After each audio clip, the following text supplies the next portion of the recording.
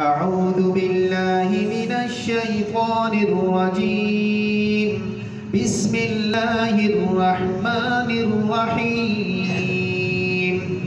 إذا زلزلت الأرض زلزالها وأخرجت الأرض أثقالها وقال الإنسان ما لها يومئذ تحدث أخبارها بأن ربك أوحى لها يومئذ يصدر الناس أشتاتا ليروا أعمالهم فمن يعمل مثقال ذرة خيرا يره ومن يعمل مثقال ذرة شرا يره. صدق الله العظيم.